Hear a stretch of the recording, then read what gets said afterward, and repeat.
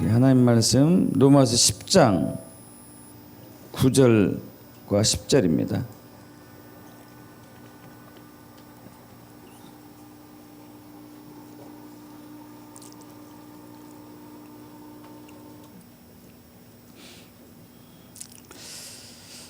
천천히 한 목소리 합독합니다.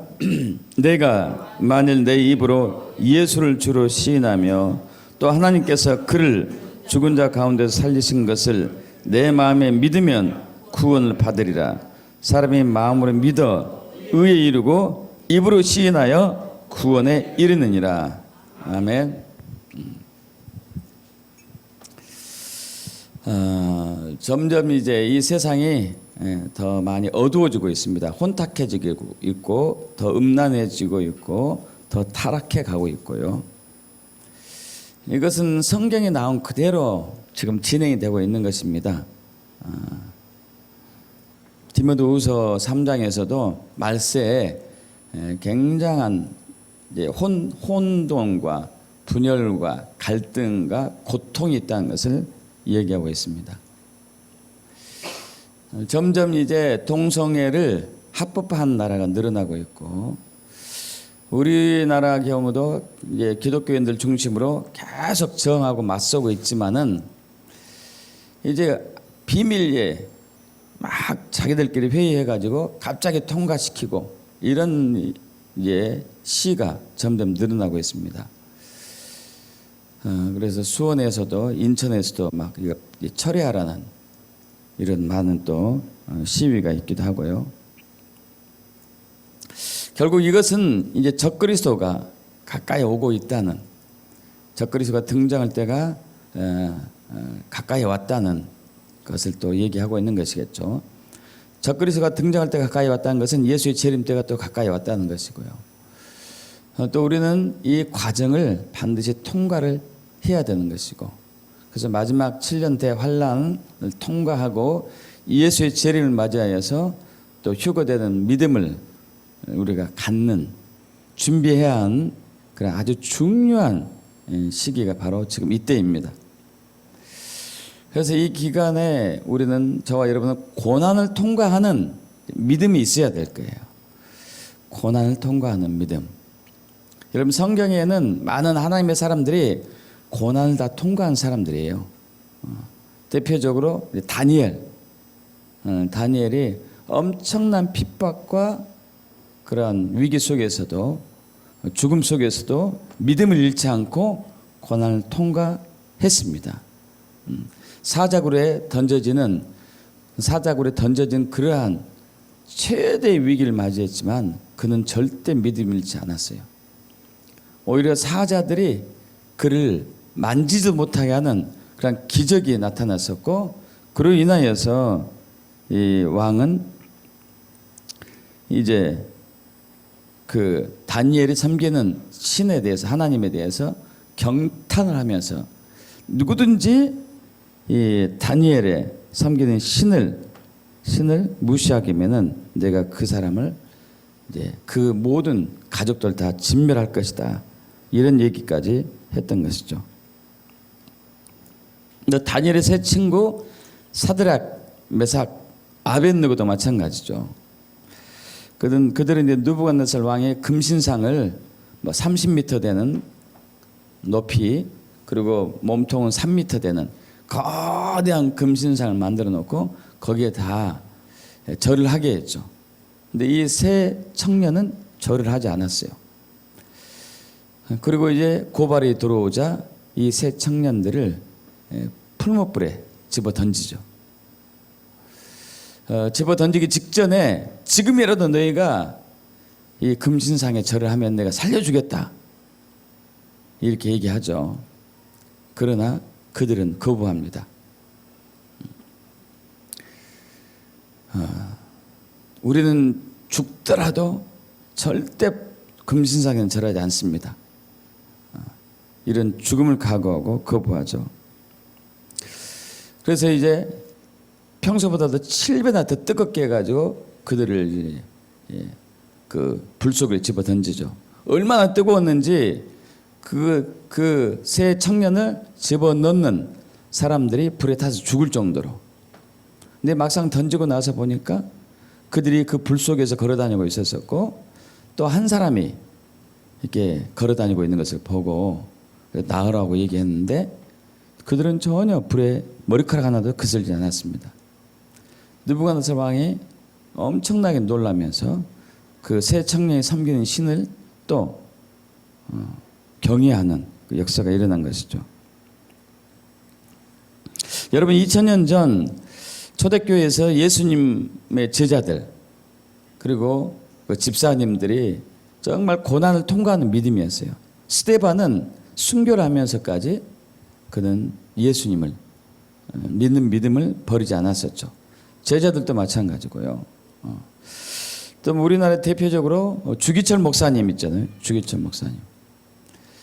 그분이 이제 그 13살 때 1919년 13살 때 예수를 믿게 되었는데 1925년 목사 안수 받고 1926년 1월 1일에 여러분 부산 초량교회 아시죠? 초량교회.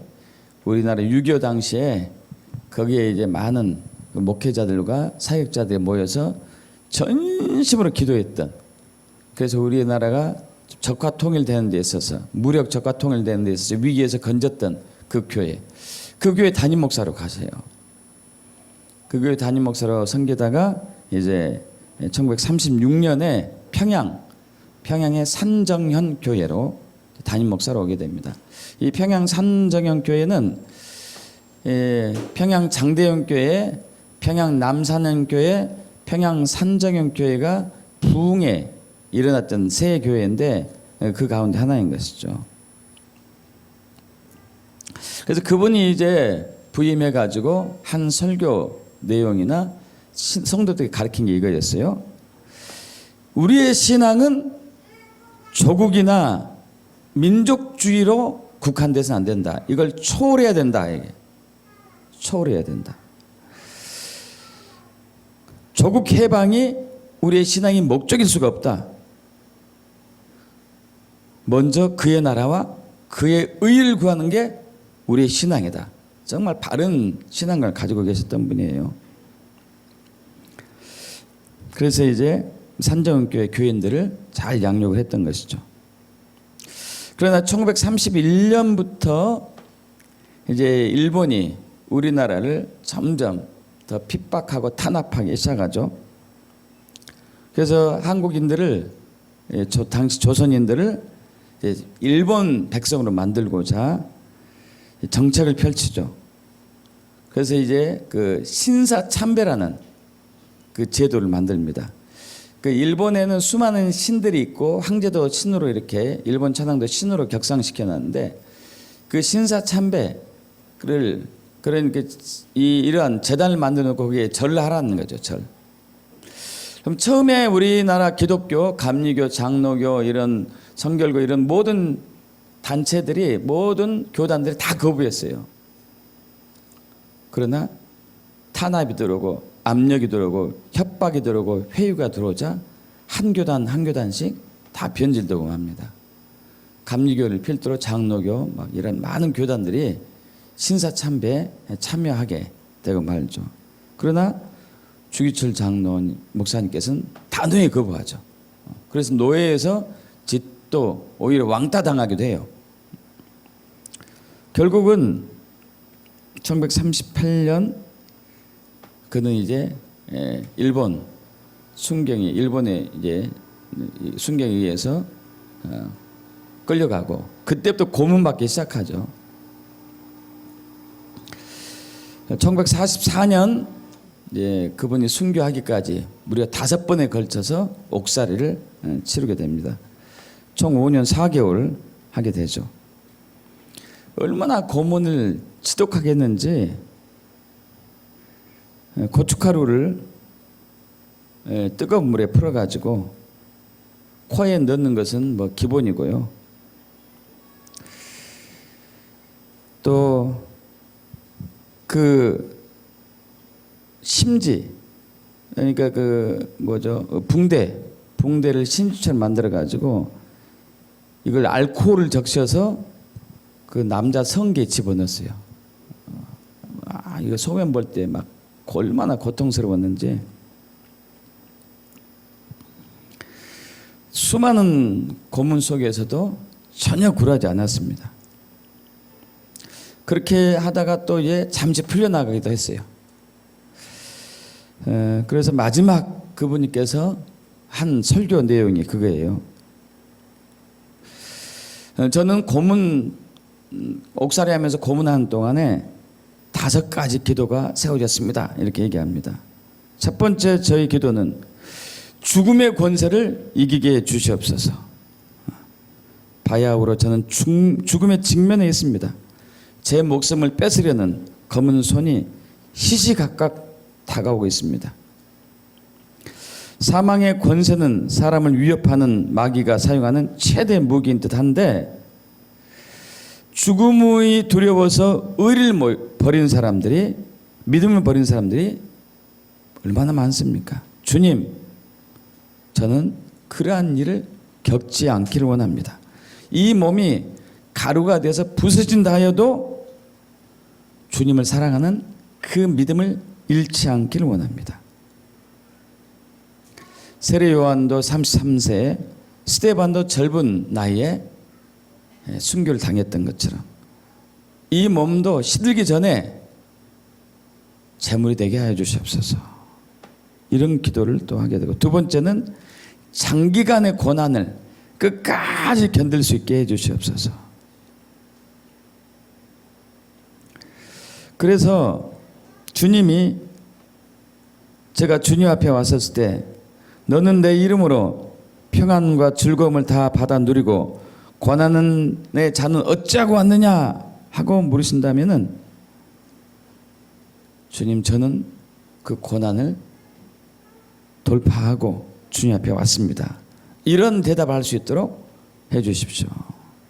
세 번째는 이제 연로하신 어머니와 병든 아내의 그 자녀들, 교우들에 대한 책임을 다하지 못한 안타까움이 있습니다.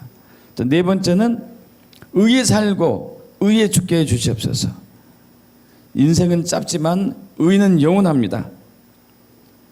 사랑하는 교우 여러분, 의에 살고 의에 죽읍시다. 의를 버리고 예수를 향한 믿음을 버리고 산다는 것은 짐승만도 못한 삶입니다. 예수님은 살아계십니다. 여러분, 의에 살고 예수로 삽시다. 다섯 번째는 내 영혼을 주님께 부탁합니다. 제 영혼을 주님께 맡깁니다.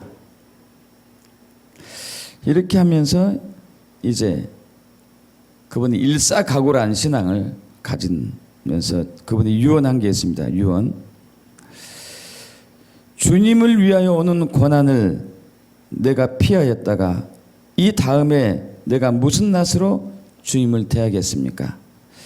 주님을 위하여 이제 당하는 이 수옥, 치욕을 내가 피하였다가 이 다음 주님이 너는 내 이름으로 평안과 즐거움과 영광을 다 받아 누리고 고난의 자는 어찌하고 왔느냐 하고 물으시면 내가 무슨 말로 대답할 수 있겠습니까? 주님을 위하여 오는 십자가를 내가 지금 피하였다가 이 다음에 주님이 너는 내가 준 유일한 유산인 고난의 십자가를 어찌하고 왔느냐 하고 물은다면 내가 무슨 말로 대답하겠습니까? 하면서 그분은 믿음을 끝까지 지키면서 순교를 한 것이죠. 이제 앞으로 우리는 이러한 믿음을 테스트 받을 때가 올 거예요. 적그리스도가 좀 세상을 통치하는 날, 그리고 각 나라마다 이제 동성애가 합법화되는 날, 우리나라도 지금 기독교 단체를 비롯해 가지고 최대한 막아보고 있는데 점점 분위기는 역전되고 있습니다. 여러분, 우리에게 그런 믿음이 있어야 되지 않을까요? 어떻게 하면 그런 믿음을 소유할 수 있는 거지? 어떻게 하면은 그런 믿음을 가질 수 있는지 그걸 좀 오늘 나눠보길 원합니다. 성경은 저와 여러분에게 믿음이 있는가를 확증해 보라고 얘기하고 있어요. 한번 앞으로 넘어갑니다. 고린도후서 3장 15절, 13장 15절 합독합니다. 너희는 믿음 안에 있는가? 너희 자신을 시험하고 너희 자신을 확증하라. 예수 그리스도께서 너희 안에 계신 줄을 너희가 스스로 알지 못하느냐? 그렇지 않으면 너희는 버림받은 자니라. 여러분, 제가 아는 그 목사님이 있습니다. 많은 목사님들이 있는데 그 중에 한 목사님이 언젠가 한번 이런 얘기했어요. 자기 아들을 이제 한번 미국에 보냈었대요. 미국에 보낸 이유가 미국에 자기 이제 친한 그 후배가 목회를 하고 있는데 목회를 꽤 크게 하고 있어요. 교회를 3개인가 4개인가를 하고 있습니다. 근데 이제 교회가 몇백 명씩 되는 거예요. 몇백 명씩. 그래서 이제 그 아들이, 목사님의 아들이 이제 그 교회를 방문했었는데, 교회를 방문했는데 그 교회 예배 중에 하늘에서 빛이 쫙 내려오더니 성도들 머리 위에 임하는 것을 봤어요. 성도들 머리 위에 임하는 것. 근데 그 교회가 교인이 500명이면은 500명에게 다 임하는 게 아니고 한 5% 정도? 25명 정도만 불이 임하는 것을 봤어요. 빛이 임하는 것을. 또 다른 교회 가도 마찬가지고 또 다른 교회도 마찬가지고. 그래서 왜 저런 것이 일어날까 하고 주님께 궁금해서 여쭤봤는데 주님이 말씀하시기를 빛이 임한 사람들은 진짜 나를 믿는 사람들이라고 해요. 진짜로 나를 믿는 사람들이다. 나머지는 나를 믿는 척만 할 뿐이다고. 이 청년이 그걸 보고 충격받았어요. 충격 갖고 와가지고 지금 이제 신앙생활 열심히 하고 있다고 그 이제 지인 목사님이 얘기하시더라고요.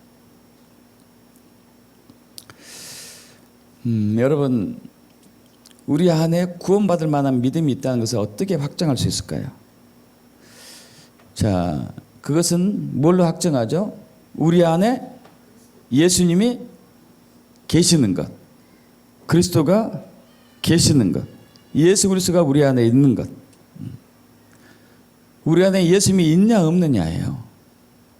저와 여러분 안에 예수님이 있느냐 없느냐. 여러분, 교회를 열심히 나오고 또 찬양팀에 섬기고 11조도 하고 성경도 매일 읽고 또 구제도 잘하고 기도도 매일매일 하는 것 좋습니다. 근데 중요한 것은 내 안에 예수가 있느냐 없느냐예요. 여러분 자신을 한번 검증해 보셔야 돼요. 내 안에 예수가 있나? 여러분 안에 있는 예수는 누구시죠? 여러분 안에 예수는 누구십니까? 그 예수를 사도신경이 잘 얘기하고 있죠. 사도신경 앞으로 넘어갑니다. 사도신경 우리 합독해 볼까요? 전능하사 천지를 만드신 하나님 아버지를 내가 믿사오며 그 외아들 우리 주 예수 그리스도를 믿사오니 이는 성령을 잉태하사 동정녀 마리아에서 나시고 본디오 빌라도에게 고난을 받으사 십자가 못 박혀 죽으시고 장사한 지 사흘 만에 죽은 자 가운데서 다시 살아나시며 하늘에 오르사 전하신 하나님 우편에 앉아 계시다가 저리로서 산 자와 죽은 자를 심판하러 오시리라. 이분이 예수님이시죠. 천지 만물을 창조하신 분. 그리고 2000년 전 성령으로 잉태하신 분. 남자와 여자가 또 잠자리 같이 해가지고 임신한 게 아니고 성령으로 잉태하신 분. 그리고 동정녀 마리아에게서 나신 분. 그리고 십자가에서 고난 당하신 분. 인류의 죄를 대속하시고자. 그리고 죽으신 분. 인류의 죄값을 치르기 위해서. 그 죽은 지 사흘 만에 다시 살아나신 분. 그리고 하늘에 승천하셨다가 지금은 하나님 보좌 우편에 계시고 앞으로 다시 오실 예수님, 이분이 이제 바로 우리 안에 계신 예수님이시죠. 이 예수를 믿냐 이거예요. 이 예수를. 이 예수가 여러분 안에, 저와 여러분 안에 계신가요? 이 예수님이 저와 여러분 안에 계시는가? 그럼 저와 여러분 안에 계신다는 증거가 또 뭘까요? 예수님이 저와 여러분 안에 계시다는 증거가 뭐예요? 합독합니다. 로마서 10장 9절에서 10절. 내가 만일 내 입으로 예수를 주로 시인하며 또 하나님께서 그를 죽은 자 가운데서 살리신 것을 내 마음에 믿으면 구원을 받으리라. 사람이 마음으로 믿어 의에 이르고 입으로 시인하여 구원에 이르느니라. 여러분, 예수를 믿는다는 것은 예수를 주인으로 영접한다는 얘기예요. 주인. 예수를 믿는다는 것은 예수를 주인으로 영접하는 거예요. 그 예수는 뭐가 핵심이죠? 하나님께서 그를 죽은 자 가운데서 살리신 것. 그래서 여러분, 예수님이 천지만물 창조하셨고 성령을 잉태하셨고 그리고 동정마리아에서 나셨고 십자가에서 고난당하시고 죽으시고 사흘 만에 부활하셨고 하늘에 오르셨다가 하늘 보좌 우편에 지금 계시고 다시 오실 예수님, 이 예수님에 있어서 가장 중요한 부분은 부활하신 예수님이거든요. 부활하신 예수님. 부활하신 예수님. 부활하신 예수를 믿는다는 것은 그분이 처녀 몸에서 났고 그리고 또 다시 오신다는 것까지 포함해 가지고 모든 것을 다 이제 믿는 것을 포함한 게 되는 것이죠. 사람이 죽었다가 다시 살아난다는 것은 정말로 이걸 믿는다는 것이 사실 쉽지 않거든요. 죽은 사람이 어떻게 스스로 살아날 수 있겠어요? 이게 중요한 것은 그 부활하신 예수님이 당신 안에 있는데 당신 안에 있는 부활하신 예수님이 당신의 주인입니까? 아닙니까?예요. 여러분, 부활하신 예수님이 당신의 주인인가요? 이것을 확증해야 돼요. 주인이라면 저와 여러분 마음대로 못해요. 삶을 저와 여러분 마음대로 살지 못해요. 살 수가 없어요. 자, 아까 이제 다니엘, 사드락, 메삭, 아벳느고, 또 스데반, 예수님의 제자들, 주기철 목사님, 이런 순교하신 많은 분들이 또 고난을 당하신 하나님의 사람들은 확실하게 이걸 믿고 있었던 사람들이거든요. 확실하게. 예수님이 나의 주인이다.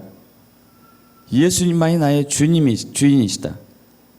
여러분, 2000년 전 그 당시에는 로마가 이제 유럽을 거의 장악하고 있었잖아요. 그래서 정책을 핀 게 있었어요. 그 일제시대 때 아까 말씀드린 것처럼 일본이 우리나라를 일본화하기 위해서 우리말을 없애기 시작했고 일본 말을 가르치겠습니다. 그리고 신사참배에 참여하게 했어요. 그래서 일본 시민을 만들려고 했던 것이에요. 일본 국민도 노예의 국민이겠죠. 마찬가지였어요. 로마도 이 유럽을 정복하고 이스라엘 정복하고 난 이후에 그들을 그 나라에서 예속하기 위해서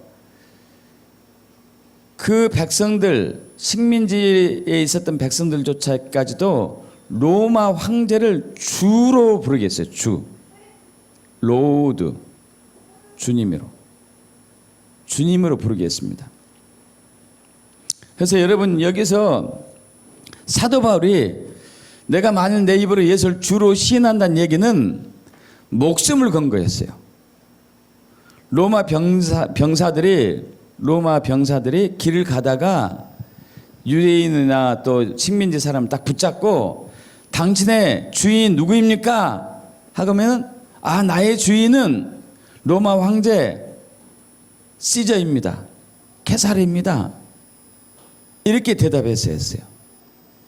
그렇지 않고 예수님이 나의 주인입니다. 그럼 그 자리에서 병사는 그를 죽여도 됐고 그를 끌고 갈 수 있는 권한이 있었습니다. 그 예수를 주인으로 신난다는 얘기는 모든 걸 걸었다는 얘기예요. 모든 걸 걸은 거예요. 자기 생명을 걸었다는 얘기예요. 자기 생명을. 자기 삶을 거기에 들였다는 얘기거든요.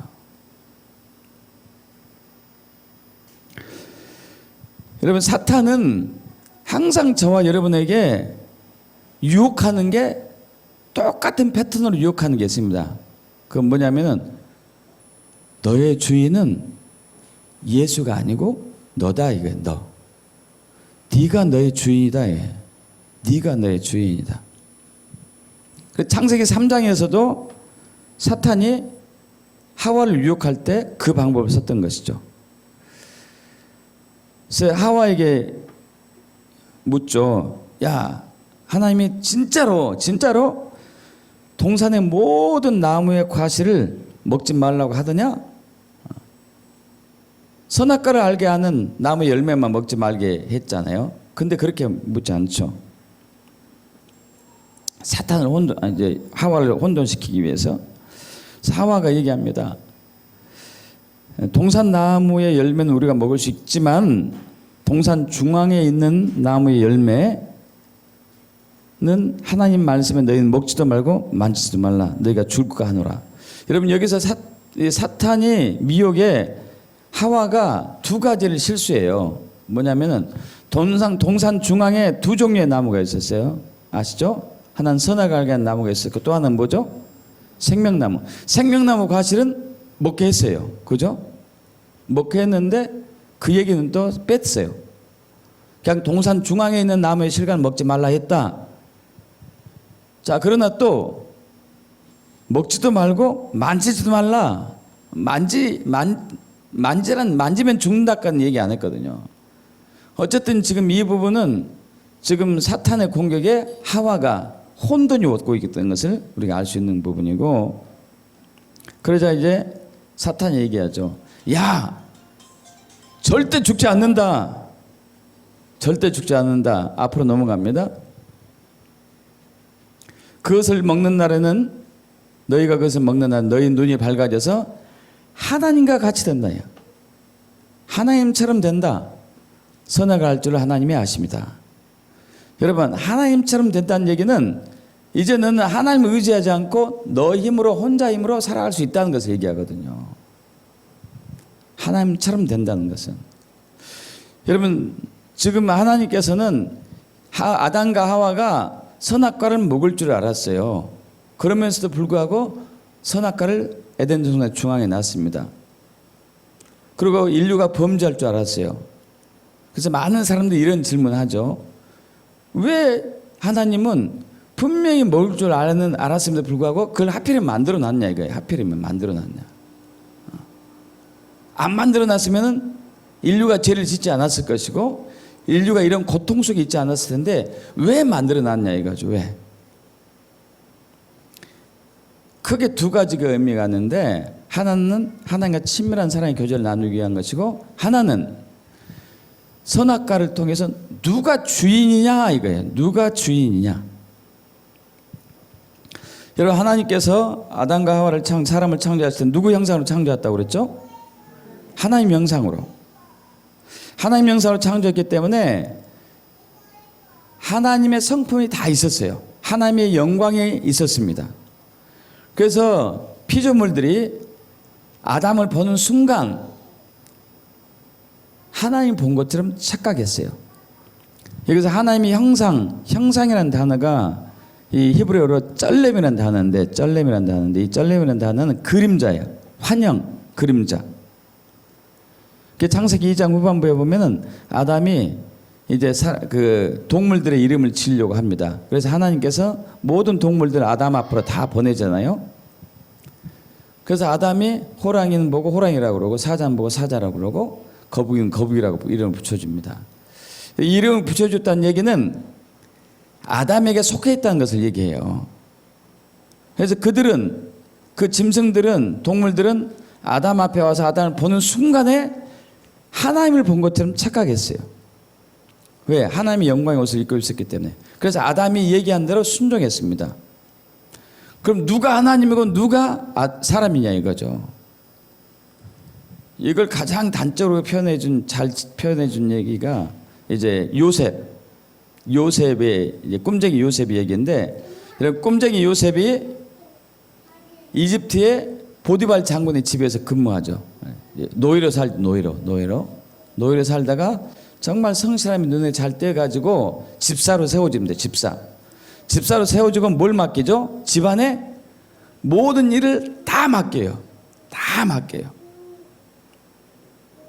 그래서 요셉이 집안의 그 집사로서 모든 것을 다 관할합니다. 그래서 그 집안에서 있는 사람들은 다 요셉의 말을 들었어야 했어요. 요셉의 말을. 자, 그렇게 되면은 누가 주인이 요셉인지 누가 주인인지 잘 모르게 됐을 수 있어요. 보디발 장군이 주인인지 요셉이 주인인지 잘 몰라요. 뭘로 판가름 되죠? 뭘로? 아내. 보디발 장군의 아내만큼은 절대 손대면 안 돼요. 보디발 장군의 아내는 유일하게 요셉에 속하지 않는 것이었어요. 보디발 장군 집에서. 보디발 장군에게 속한 것이었죠. 그거 하나로 그 집 주인이 진짜 주인 누군가가 가려져요. 그거 하나로 요셉은 보디발 장군에 속한, 보디발 장군을 주인으로 모시고 있는 사람임이 증거가 돼요. 선악과가 없으면요, 누가 주인인지 모르는 거예요. 누가 주인이냐. 그런데 사탄은 이걸 항상 치고 들어와요. 야, 이거 먹으면 네가 주인 되는 거야. 하나님이 아니야. 이제 네가 주인이야. 네가. 바벨탑 사건도 마찬가지예요. 바벨탑. 인류가 이제 큰 죄를 짓잖아요. 온 땅의 언어가 하나였고 말이 하나였는데, 그들이 이제 신할 평지에서 만나서 거래해가지고 벽돌을 만들어가지고 그 진흙으로 이제 쌓기 시작하죠. 높이 쌓습니다. 하늘 꼭대기에 닿게 하자예요. 자, 창세기 11장 4절 합독합니다. 또 말하되, 자, 성읍과 탑을 건설하여 그 탑 꼭대기에 하늘에 닿게 하여 우리 이름을 내고 온 지민 흩어짐을 면하자 하였더니, 자, 여기서 중요한 부분이 있습니다. 꼭대기를 하늘에 닿게 하자 이거예요. 저들은 이제 이들은 홍수에 대해서 알고 있어요. 홍수에 대해서. 홍수로 인류를 쓸어버린 것을 알고 있습니다. 그래서 다시는 우리가 그렇게 되지 말자 이거예요. 하늘로 가자. 하늘로. 홍수를 쓸림 당하더라도 하늘로 가면은 거기는 물이 오지 않으니까. 자, 그러면서 뭐라고 하죠? 중요한 것은 우리 이름을 내자. 우리 이름을 낸다는 건 뭐예요? 이제 하나님이 더 이상 우리의 주인이 아니고 우리가 우리의 주인이라는 얘기죠. 우리가 우리의 주인이다. 지금도 마찬가지예요. 지금도. 여러분 안에서 사탄은 끊임없이 저와 여러분을 유혹합니다. 네가 너희 주인이잖아. 네 시간 네 마음대로 하는 거고, 네 돈 네 마음대로 하는 거고, 네 삶 네 마음대로 하는 거지. 더 이상 하나님께 속할 필요는 없다 이거예요. 기독교는 좋은 거야. 여러 가지 종교 중에 하나인데 너의 마음을 평안하게 할 수 있는 좋은 종교 중에 하나야. 불교도 마찬가지고. 여러 종교들은 다 좋은 점이 있어. 그 중에 하나를 네가 선택해서 골라서 신앙생활 하면 되고 종교생활 하면 되고, 중요한 것은 네가 너의 주인이라는 사실이야. 네가 너의 주인이다.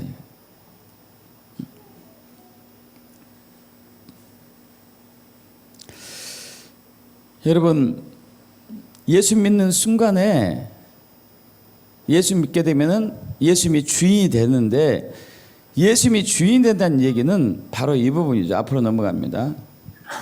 갈라디아서 2장 20절 합독합니다. 내가 그리스도와 함께 십자가 못 박혔나니 그런즉 이제는 내가 사는 것이 아니요 오직 내 안에 그리스도께서 사시는 것이라.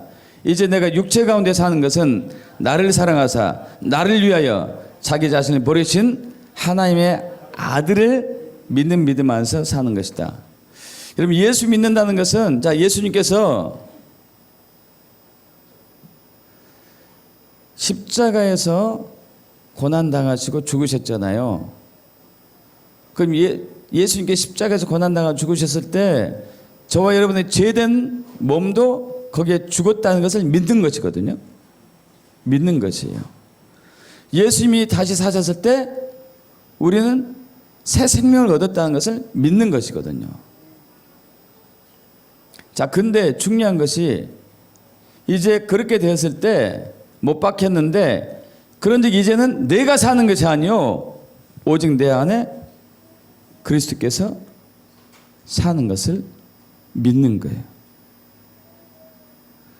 내가 사는 것이 아니고 내 안에 그리스도께서 사는 것을 믿는 것.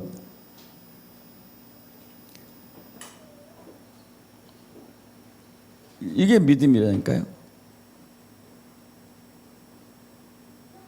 내 안에 이제 내가 사는 것이 아니에요. 저와 여러분 사는 것이 아니야. 예수님이 사는 거예요. 예수님. 저와 여러분 안에 예수님이 사는 것이기 때문에 이제 우리가 하나님의 아들을 믿는 믿음 안에 사는 것인데, 여기서 해석을 좀 잘못했는데요. 자, 내 안에 예수가 살게 되면은 어떤 결과가 나오냐면요. 어떤 결과가 나오냐면은 우리의 믿음이 예수의 믿음으로 바뀌어요. 저와 여러분의 믿음이 예수의 믿음으로 바뀌어요. 예수의 믿음. 하나님의 아들을 믿는 믿음 안에서 사는 것이라고 얘기했는데, 원어 성경은 이거예요. 킹제임스 버전은 하나님의 아들의 믿음으로 산다 이거예요. 여러분, 하나님의 아들을 믿는다, 이것은 아들을 믿다 하니까 아들이란 단어가 이제 목적격이 되겠죠. 아들을 믿는다 그러니까. 그러나 원어 성경은 하나님의 아들의 믿음이에요. 아들의 믿음. 이건 소유격이죠. 아들의 믿음. 하나님의 아들의 믿음이라는 얘기는 누구의 믿음이죠? 곧 예수님의 믿음. 예수님의 믿음으로 우리가 산다는 것을 얘기하죠. 예수님의 믿음. 예수의 믿음은 몇 퍼센트 믿음이 될까요, 여러분? 100% 믿음이 돼요. 내 안에 예수가 계시면, 내가 주인이 아니고 예수님이 나의 주인이면, 내 안에 계신 예수가 나의 주인이면은 저와 여러분의 믿음이 100% 믿음이 돼요. 예수의 믿음이 되니까. 이때 기적과 이사가 자연스럽게 일어나요. 자연스럽게. 예수의 믿음이기 때문에. 이때 킹덤이 이때 활성화되는 거예요. 킹덤이. 그래서 요한복음 14장에서 나를 믿는 자는 나와 같은 일도 할 것이고 나보다 더 큰 일을 할 것이다 하는 게 예수의 믿음 때문에 그러는 거예요. 예수의 믿음. 자, 앞으로 넘어갑니다. 자, 마가복음 11장에 보면은 예수님께서 열매 맺지 아니하는 시장할 때 무화과나무 앞으로 갔더니 열매가 없었어요. 그래서 저주합니다. 저주했는데 그 무화과나무가 말라서 죽었어요. 이를 본 베드로가 얘기합니다. 선생님 보세요. 저주하신 무화과나무가 말랐습니다. 그러니까 예수님께서 그들에게 대답하여 말씀하십니다. 하나님을 믿으라. 23절 합독해 볼까요? 내가 진실로 너에게 이르노니 누구든지 이 산더러 들려 바다에 던져지라 하며 그 말하는 것이 이루어질 줄 믿고 마음에 의심하지 아니하면 그대로 되리라. 여러분, 산일 명령이었는데 산이 옮겨져서 바다에 던져졌어요. 이거 엄청난 거잖아요. 엄청난 거. 어떻게 그렇게 될 수 있을까요? 하나님을 믿으면은. 근데 이것도 해석이 잘못된 건데, 하나님을 믿으라, 이 단어가, 이 구절이 하나님의 믿음을 지니라 이거예요. 헬라어로 엑스테 피스틴 데우, 엑스테 피스틴 데우. 자, 하나님을 믿으라가 아니고 하나님의 믿음을 지니라 이거예요. 자, 하나님을 믿으라 이게 아니에요. 엑스테란 단어는 가지세요 그래. 가지세요. 목적격인데 가지세요 그래. 피스틴은 믿음이에요. 믿음. 피스티스가 믿음인데 피스트는 믿음 목적격이에요. 데우는 이제 하나님의 목적격이겠죠. 데우스가 하나님이니까 하나님의 믿음을 지니라. 하나님 믿음 몇 %예요? 역시 100% 믿음이에요. 하나님의 믿음을 지니면 누구든지 이 산을 명해 가지고 바다에 던져지라면 바다로 빠진다 이거죠. 하나님의 믿음을 지니라. 그것은 바로 우리 안에 예수가 주인일 때 가능한 거예요. 우리 안에 예수가 주인이 되면은 우리의 믿음이 예수님의 믿음이 되고, 우리 안에 예수님이 주인 되면은 우리의 믿음이 하나님의 믿음이 돼요. 그래서 실질적으로 이런 일이 일어난 거죠. 여러분, 그 목요일 금요일 때 제가 말씀드렸었는데, 저번에도 그 얘기 한 적이 있었어요. 이집트 카이로에 있는 그 모카탐이란 그 마을이 있습니다. 그 모카탐에 동굴교회가 있죠. 동굴교회. 동굴이 얼마나 큰지 수만 명이 들어갈 수 있는 동굴이에요. 수만 명. 거기서 라파트라는 이제 그 목사님이 오래전에 거기서 이집트 곱틱 그리스도인들을 불러다가 7만 명이 모여가지고 집회를 했었었죠. 그거 동영상 여러분 꼭 보셔야 돼요. 모카탐 동굴교회 치면 나와요. 그럼 그 7만 명이 모여가지고 그 제일 중요한 부분 동영상 촬영해 놨는데 7만 명이 예수 20분간 외치는 것 여러분 보면 막 소름 끼쳐요. 얼마나 좀 놀라운가. 자, 모카탐 마을에 1000년 전에 무슨 일이 일어났냐면요, 이집트가 기독교로 처음에 잘 출발했습니다. 그러나 지금부터 1400년 전에 이슬람이 딱 장악했어요. 그 300년 동안 핍박하기 시작합니다. 기독교를. 그리고 예수 믿는 사람들에게 세금을 많이 부과시키고 이슬람으로 개종한 사람들에게는 세금을 적게 준 거예요. 적게. 많은 사람들이 이슬람으로 넘어갔습니다. 그러나 그중에 곱틱 그리스도인들은 끝까지 자기들의 믿음을 잃지 않았어요. 그러자 약 1000년 전에 이집트 칼라프인 알무주가 기독교를 말살시키려고 곱틱 그리스도인들 우두머리 아브라함을 불렀어요. 자, 너희 기독교인들은 성경에서 믿음이 겨자씨만한 믿음이 있어도 이 산을 명해서 저리로 옮겨지라 하면 옮겨진다고 말씀하지 않았느냐? 자, 저기 산이 보이지? 이 산을 일주일 안에 옮기라고 그래서 일주일 안에 옮기라고. 이 산을 일주일에 옮겨라. 그렇지 않으면은 너희가 믿는 신은 가짜 신이니까 너희는 둘 중에 하나를 택해야 된다. 다 이슬람으로 개종하든지 아니면 죽든지. 이것을 명령을 해요. 그래서 이 아브라함은 돌아와 가지고 엄청난 고민과 근심 속에 기도하기 시작합니다. 막 기도를 하고 됐는데 한 3일째 되는 날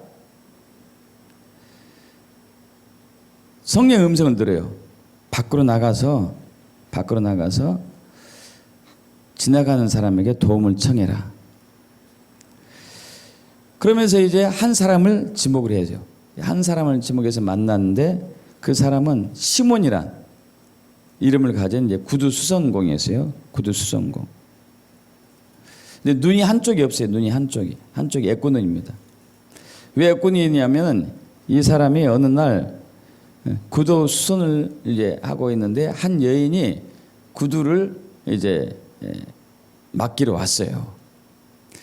구두를 이렇게 맡게 이렇게 하려면은 재단하려면은 수선하려면은 이제 그 다리를 치마를 길게 그들은 치마를 길게 하지 옛날에 했잖아요. 살이 보이지 않게 치마를 걷었어야 했어요. 치마를 이렇게 걷는데 그 여인의 허벅지를 보고 음욕이 생겼어요. 음욕이 마음에 음욕이 생기자 이 시몬이란 구두 수선공이 마태복음 5장에서 나오는 그대로 했습니다. 27절에 나오죠. 간음하지 말라 했다는 것은 너희가 알았지만은 여자를 보고 음욕을 품는 자마다 이미 간음했다. 그러면서 네 오른눈이 너를 실족케 하거든 오른눈을 빼버리라. 그리고 천국에 가는 것이 낫겠다. 그분이 이 말대로 했어요. 이 말대로 해가지고 자기 구두하는 그 송곳으로 자기 눈을 찔러요. 찔러서 눈알 빼요. 그래서 애꾸눈이 된 거예요. 애꾸눈이. 그러니까 이 사람을 찾아와 가지고 사정 얘기합니다. 지금 일주일 안에 이 산을 옮기라는 명령을 받았는데 옮기자면 우리 그렇지 않으면 다 죽습니다. 어떻게 해야 되겠습니까? 자기는 그냥 구두수선만 하는 사람인데 자기에게 그런 능력이 없다고 얘기하죠. 그러나 하나님께서 당신에게 가라고 말씀했기 때문에 내가 여기 왔는데 청을 거절하지 마시라고 해가지고 그때부터 그 시몬이란 구두수선공과 아브라함과 곱디 그리스도인들이 금식을 하기 시작해요. 전 곱디 그리스도인이 금식합니다. 그리고 이제 일주일이 됐습니다. 칼리프는 모든 기독교인들을 죽이기 위해서 군대를 다 동원했어요. 그리고 그들 다 불러 모았습니다. 한편 아브라함과 시몬과 곱디 그리스도인들은 그냥 절박하게 막 부르짖고 있었었죠. 막 기도하고 있었는데 여러분 앞으로 넘어갑니다. 자, 지금 이게 여러분 잘 보이려나 몰라요. 이게 동굴교회가 동굴교회. 예, 크게 동굴이 파져 있는 교회인데 여기 보시면 이게 다 바위로 돼 있죠. 바위. 이게 의자들이고 의자들. 여기가 아마 큰 동굴교회인지 동굴교회가 크게 두 개 있거든요. 작은 건 이제 구분이 안 가는데 어쨌든 또 앞으로 넘어갑니다. 이것도 잘 안 보이네 이게. 여기 불을 좀 꺼볼까요? 여기 불을 끄면 벌려나? 이거 아니. 좀 더 잘 보여요? 앞으로 다시 넘어가 봐요. 예. 자, 여기 이 절벽 같은 거 보이죠? 또 앞으로 넘어가 봅니다. 예. 이거 더 멀리서 본 거예요.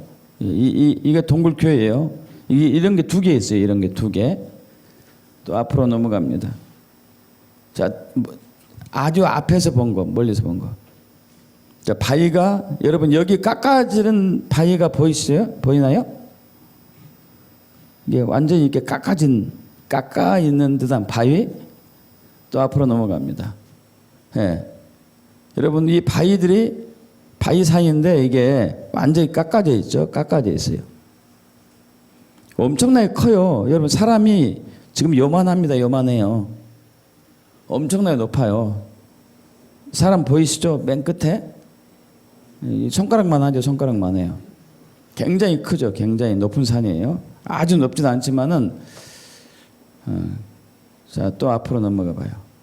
자, 뒤로 넘어가 봅시다. 지금 여기 절반에 산이 절반이 날아간 거예요. 산이 절반이 통째로 들려져서 날아갔어요. 자, 앞으로 넘어갈게요.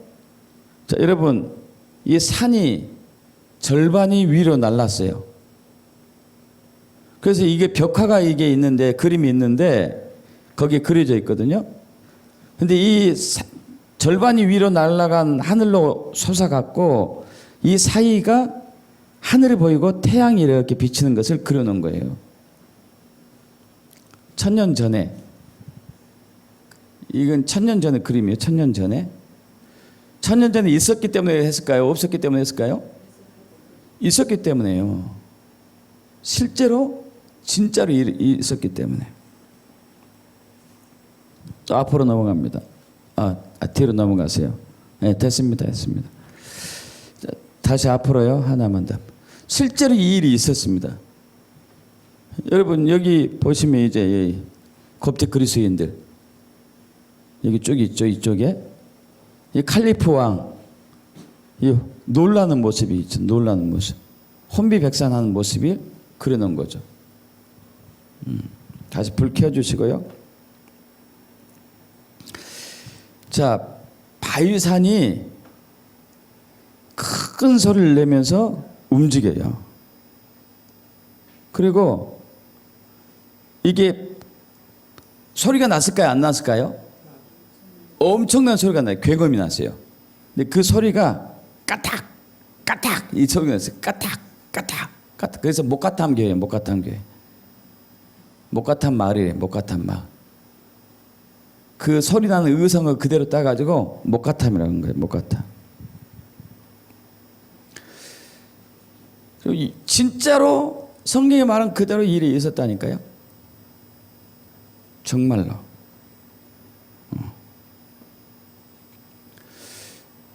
여러분, 우리는 우리 안에, 우리가 믿음 안에 있는가 우리를 확증해 봐야 돼요.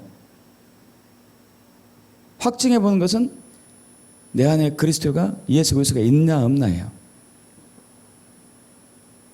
있나 없나를 어떻게 안다고요?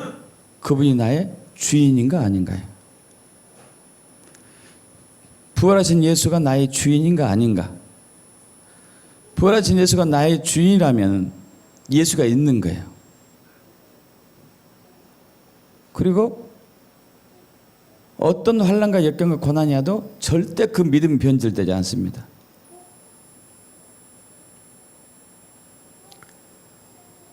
앞으로 넘어갑니다.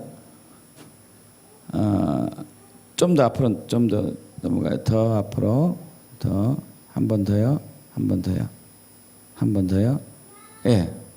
자, 고린도서 1장 18절. 십자가의 도가 멸망받는 자들에게 미련한 것이요 구원받는 우리가 하나님의 능력이라.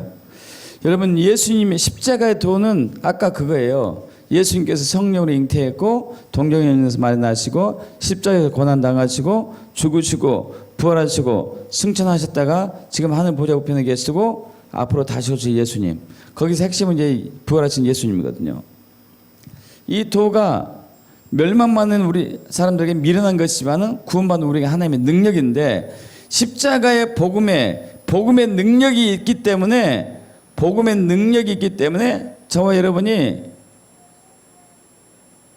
죄에서 사함을 받은 것이고, 복음의 능력이 있기 때문에 우리 안에는 킹덤이 활성화된 것이고, 복음의 능력이 있기 때문에 우리는 병든 자도 살려낼 수 있고 치유할 수 있고, 복음의 능력 때문에 우리는 귀신 들리다 귀신 쫓아낼 수 있고, 복음의 능력 때문에 우리는 성화가 될 수 있는 것이고, 복음의 능력 때문에 우리는 앞으로 큰 환난 속에서 공간 이동도 할 수 있는 것이고, 복음의 능력 때문에 오병이의 기적을 나타낼 수도 있는 것이고, 복음의 능력 때문에. 그런데 이 복음의 능력은 믿는 사람에게 나타나요. 예수님을 주인으로 영접한 사람에게 나타나요. 나타나지 않고 있다면 뭐가 문제일까요? 아직 우리는 예수님이 나의 주인이 아닌 거예요. 예수님이 저와 여러분의 주인이 아닌 거예요. 교회에 나오지 마.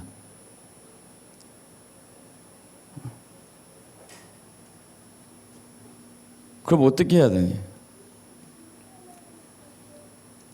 베드로가 사도행전 2장에서 오순절 이제 성령 세례를 받습니다. 성령으로 부흥이 터졌죠. 부흥이. 거기 있는 120 성도들이 막 방언하기 시작합니다.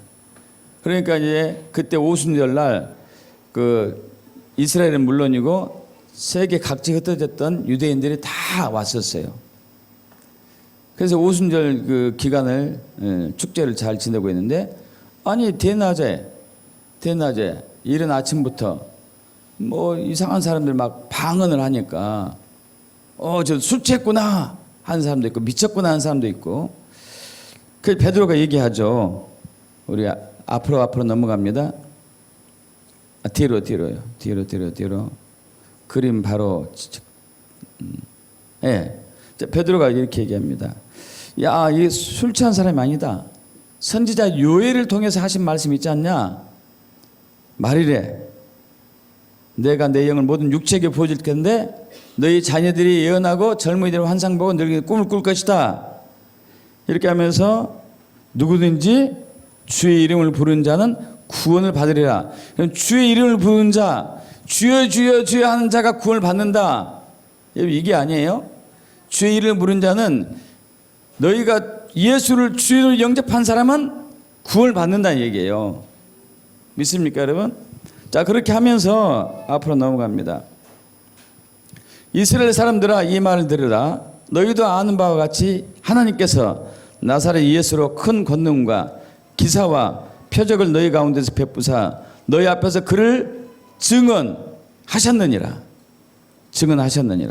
그가 하나님께서 정하신 뜻과 미리 하신 대로 내준 바 되었거늘 너희가 법 없는 자들의 손을 빌려 못 박아 죽였으나 하나님께서 그를 사망의 고통에서 풀어 살리셨느니라. 이는 그가 사망에 매여 있을 수 없었습니다. 부활하셨다는 얘기 아니에요. 할렐루야. 부활하셨다는 얘기죠. 그러면서 또 앞으로 넘어갑니다. 32절 36절 크게 합독합니다. 이 예수를 하나님이 살리신지라 우리가 다 이 일의 증인이로다. 그런데 이스라엘 온 집은 확실히 알지니 너희가 십자가에 못 박은 이 예수를 하나님이 주와 그리스도가 되게 하셨느니라. 할렐루야. 부활하신 예수를 주와 그리스도가 되게 하셨어요. 주 그리스도. 이 설교를 하니까 거기에 있는 3,000명의 사람들이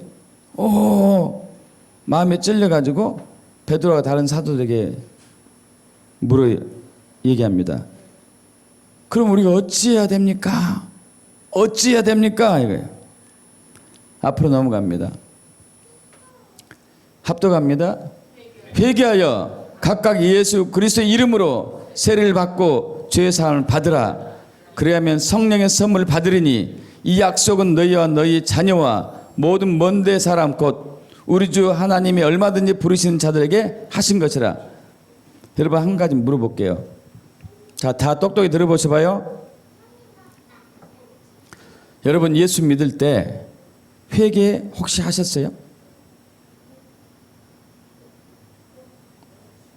뭘 회개를 했어야 될까요?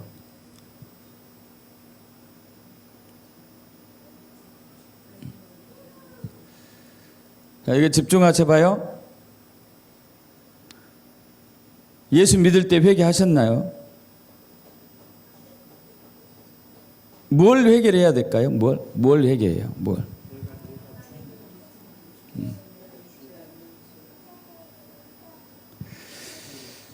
자, 앞으로 넘어갑니다. 요한복음 16장 8절 그가 와서 죄에 대하여 의에 대하여 심판에 대하여 세상을 책망하시리라. 죄에 대하여는 그들이 나를 믿지 아니하며. 예수를 믿지 않는 죄인데 뭐를 믿지 않는 죄예요? 뭐를 믿지 않았던 죄? 예수님이 나의 주인됨을 믿지 않는 거예요. 이 회개를 하셨냐 이거예요. 주여, 제가 그것을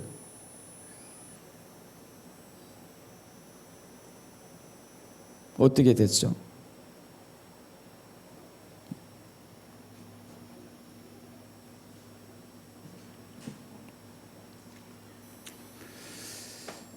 여러분, 예수님이 주인이 아니면 예수 믿지 않은 거예요.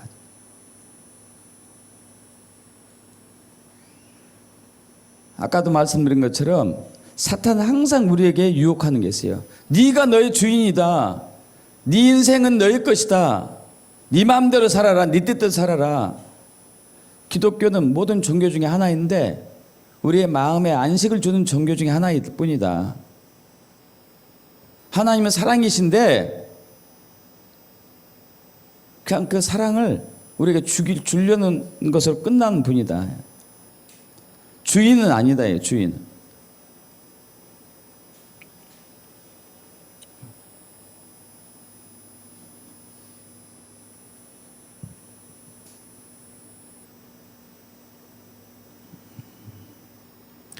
그럼 짐 엘리엇이라는 선교사를 좀 오늘 마지막으로 나누기로 합니다. 그럼 1956년에 미국 전역을 큰 충격으로 몰아넣는 이야기가 하나 있었습니다. 바로 짐 엘리엇이라는 사람인데 이분은 1927년에 미국 오리건주 포틀랜드에서 태어났고요. 아주 똑똑했습니다. 유능했고 명문대학 휘튼 대학교에 들어갔고 그래서 믿음의 삶을 살았던 것이죠. 당시 이제 그 교회 흐름들이 이제 교회 개척하라, 또 믿지 않는 영혼들에게 복음을 전하라 이런 흐름이어가지고 오랫동안 기도한 끝에 이 짐 엘리엇은 이제 남아메리카로 가기로 하나님의 응답을 받습니다. 자, 그래서 에콰도르로 정해요. 에콰도르에 가서 에콰도르에도 복음을 들은 도시 지역 말고 복음을 전혀 한 번도 듣지 못한 그 오지 마을로 들어가기로 결심을 합니다. 그리고 이제 그 아내 결혼하지 얼마 되지 않은 아내와 같이 선교 삶을 살게 됐죠. 그리고 에콰도르에 도착합니다. 거기서 이제 약혼도 하고요. 1953년 10월에 에콰도르에서 결혼합니다. 결혼한 후에 인디안 사역, 에콰도르 인디안 사역을 계속하다가 아우카족은 이제 믿지 않는 종족을 얘기하는 거예요. 아우카족으로 들어갈 계획을 세워요. 그래서 1955년 그 아우카 마을을 그렇게 복음을 전혀 듣지 못한 마을을 발견해요. 그래가지고 비행기를 타고 비행기 선교사도 있었나 봐요. 비행기를 타고 가서 그 아우카 마을 이렇게 복음을 전혀 듣지 못한 마을에 그 짐도 풀고 5명이 엘리엇을 비롯한 5명의 젊은이들이 거기에 내려요.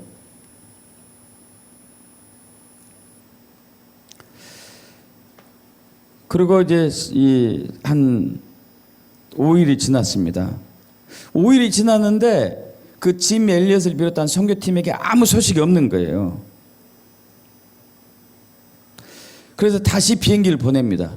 비행기를 보내가지고 그 지역을 이렇게 이제 비행기가 순찰하는데 그 해변에서 5명의 청년들이 시체가 있었어요. 시체가. 그러니까 1950년 1월 8일에 5명 젊은 선교사들이 아우카족 전사들에 의해서 창과 도끼로 처참하게 죽음을 당한 것이죠. 근데 너무 이상한 게 있었어요. 너무 이상한 게 뭐냐면은 그들에게 총이 있었어요. 총이. 각자 총이 있었는데 총을 한 번도 안 썼다는 거예요. 아우카족이 자기들을 창으로 찌르고 도끼로 찍어낼 때 그들은 총을 사용하지 않았어요. 그냥 죽은 거죠. 그래서 이제 이 미국 전역에 이 소식이 신문을 통해서 보도가 됐습니다. 한 신문에서는 이 사건을 10페이지 정도, 10장 정도, 10페이지의 기사를 했습니다. 그러면서 아니 이 젊은 청년들이 얼마나 낭비했나 이거예요. 낭비를 했나. 아, 왜 거기 하필 가서 거기서 죽냐. 다른 종족들도 얼마나 많은데 하필이면 호전적이고 거칠은 사람들한테 가가지고 하필이면 죽었냐. 그 젊은 인재들 얼마나 아깝냐 하면서 막 이렇게 했던 것이죠. 그러면서 이제 그 신문사의 한 기자가 짐 엘리엇의 아내 엘리자베스에게 와서 인터뷰합니다.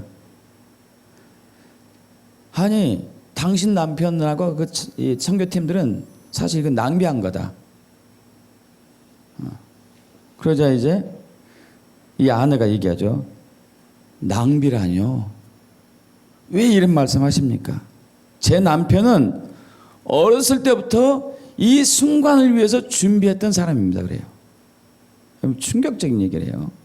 이 순간을 위해서 준비했던 사람입니다. 그리고 제 남편은 그 꿈을 이뤘습니다. 절대로 제 남편의 죽음이 낭비라고 얘기하지 마십시오.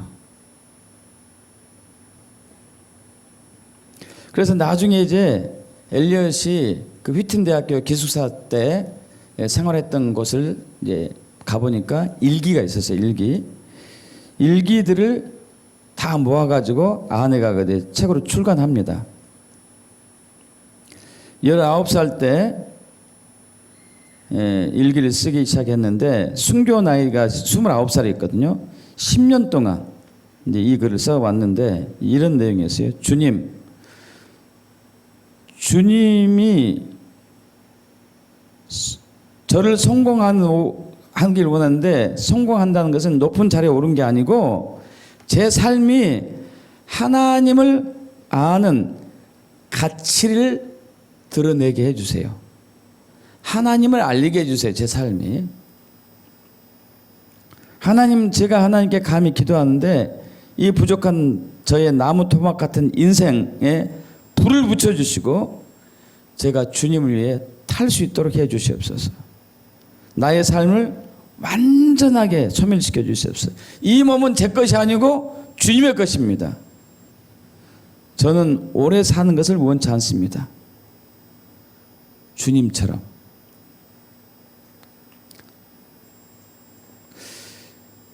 이 일기가 이렇게 이제 출간되자 많은 사람들이 또 미쳤다고 얘기합니다. 어떤 사람들은 정신병자라고. 믿음이 좀 적당히 하지 이건 광신자적인 믿음이다. 헛된 죽음이다. 이렇게 또 비아냥거리는 사람도 있었는데 여러분 이야기는 여기서 끝나지 않았습니다. 이 젊은이들이 아내 5명이잖아요. 5명이 한두 살뿐이 안 된 어린 아이들을 붙잡고 남편이 순교한 그 나라를 찾아가요. 그리고 아우카족을 찾아가서 복음을 전해요. 다시 자기 남편을 죽인 그 마을에 들어가서 복음을 전해요. 근데 그 아우카족들이 또 낯선 사람이 들어오니까 그들 또 붙잡았습니다. 그들을 붙잡고 죽이려고 하는데 안 죽였어요. 왜 안 죽였냐면 아우카족에게 풍습이 어떤 풍습이냐면은 남자는 죽이지만 여자는 또 죽이지 말라는 풍습이 있어요. 그들이 전사니까, 나름대로 전사니까. 그래서 이제 이 부인들이 그곳에서 여러 해 동안 아우카족을 위해서 모든 헌신을 다해요. 모든 헌신. 그 여러 해가 지나고 난 이후에 아우카족 추장이 그 부인에게 물었습니다. 당신은 누구요? 왜 우리를 위해서 이렇게 여러 해 동안 그 많은 헌신과 애를 써주시오? 그러자 그 부인이 얘기하죠. 저는 5년 전에 당신이 죽인 그 남편의 아내입니다.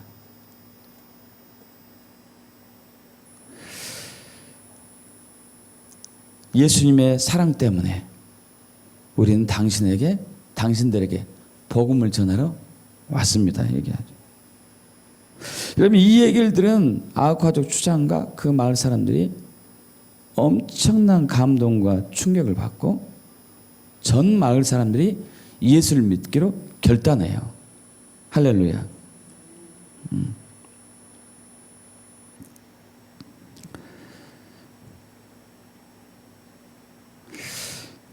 자,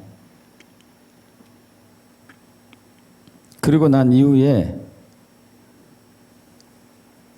교회가 세워져요. 교회가 세워지는데 그 교회가 세워지고 봉헌 예배 때 한 이제 추장이 마우카족 추장이 간증합니다. 우리들은 그분들의 희생을 통해서 하나님을 알고 믿게 되었습니다. 그 젊은이들의 희생이 아니었다면 우리는 아직도 그런 비참한 모습을 살고 있었을 것입니다. 그분들의 죽음을 통해서 우리는 빛을 보게 되었습니다. 그리고 우리도 오래 살기 원하지 않습니다. 그들처럼 빛이 되어서 우리 생명을 드리길 원합니다. 여러분, 짐 엘리엇을 비롯한 5명의 젊은 청년들은 죽음은 헛되지 않았어요. 할렐루야. 헛된 것이 아니었어요.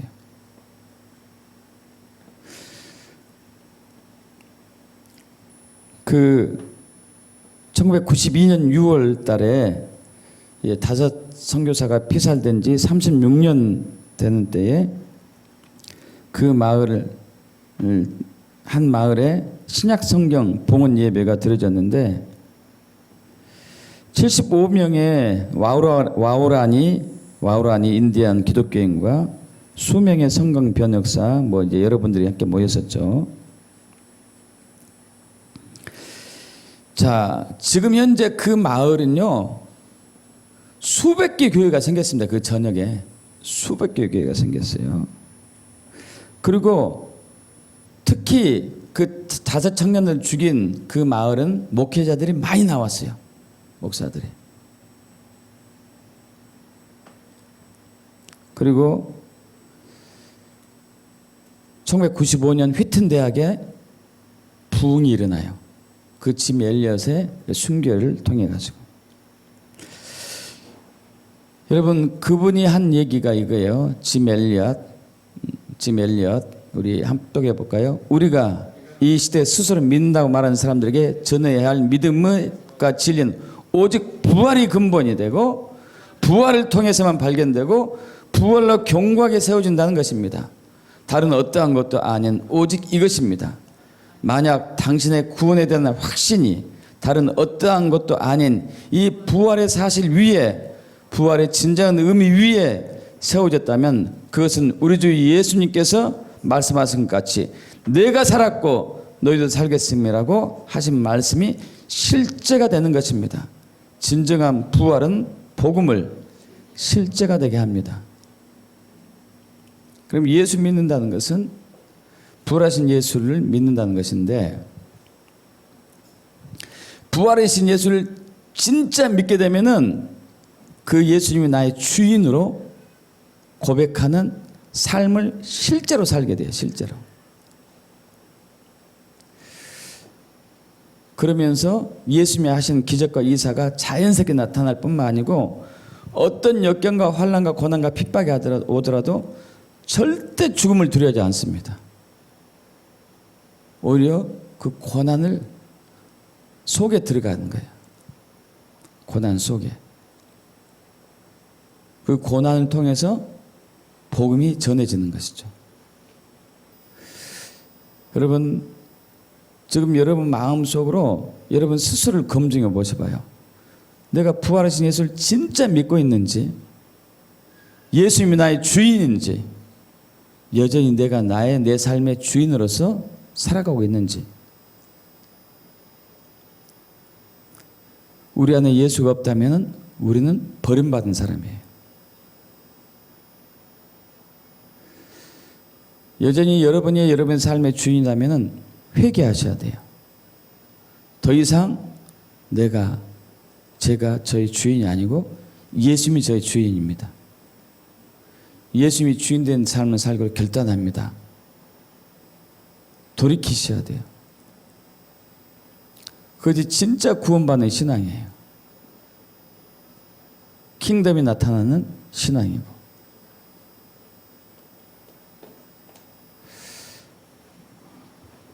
그 믿음이 되길 축복합니다. 기도합시다. 이 시간 우리 조용하게 음악을 좀 해주시고요.